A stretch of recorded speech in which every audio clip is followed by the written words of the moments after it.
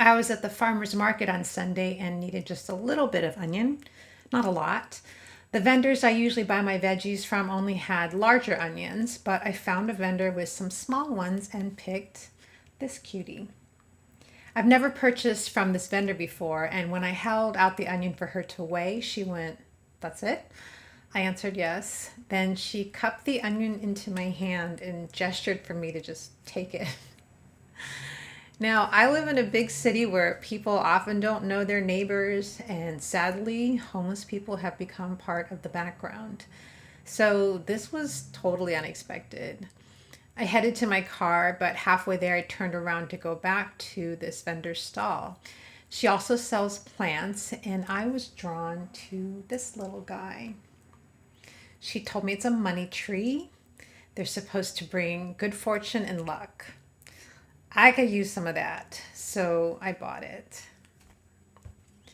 Even though I'm doing better these days, I still don't have people over to my house. I don't have a regular job that I go to every day, and I live alone. Hoarding disorder often leads to isolation, and that's certainly been the case with me. I want to make more of an effort to connect with people, even if it's outside of my home. This little exchange with the vendor was nice for me. I try to go every Sunday to the farmer's market for my produce. I like seeing the familiar faces and being surprised by what offerings they have that week.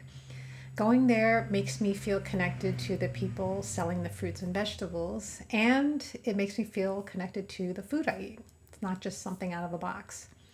The vendors teach me about foods I've never tried before, and I really appreciate them being there every Sunday. It's got to be tough work to transport everything there so early, set up the stall, sell for the day, then have to break everything down and transport it all back.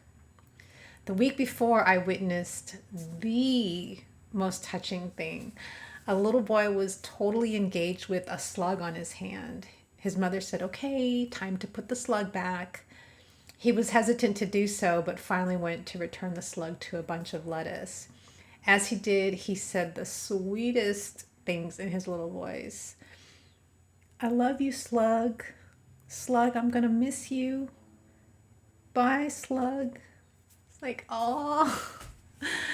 After the little boy and his mom left, the vendor told me the boy used to be terrified of bugs, and his mother made a concerted effort to get him over his fear. It obviously worked.